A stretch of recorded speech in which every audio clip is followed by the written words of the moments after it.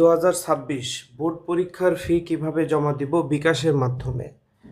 প্রথমে বিকাশ অ্যাপে গিয়ে প্রথম ইন্টারফেসেই দেখা যাবে এডুকেশন ফি। এডুকেশন ফিতে ক্লিক করলে পরবর্তীতে অনেকগুলো অপশন আসবে, তার মধ্যে এসএসসি 2026 এটা সিলেক্ট করতে হবে। সিলেক্ট করে পরবর্তী নেক্সটে তোমার বোর্ড সিলেক্ট করতে হবে। ঢাকা হলে ঢাকা, যশোর হলে যশোর।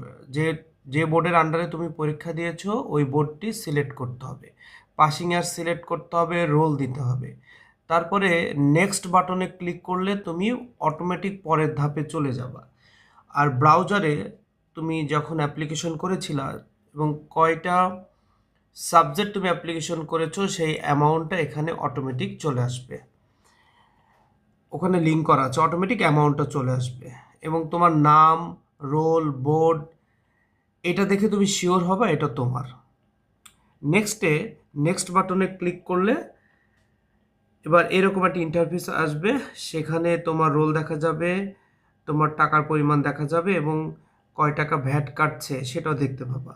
তারপর ট্যাপ করে ধরে রাখলে পেমেন্ট হয়ে গেল। হয়ে যাওয়ার পরে তুমি এটা প্রমাণ হিসাবে রেখে দিতে নেক্সট বাটনে ক্লিক করলে এরকম একটা লাস্ট এরকম তোমার একটা ইন্টারফেস আসবে যে তুমি টাকা পেইড করেছো তার একটা রিসিট।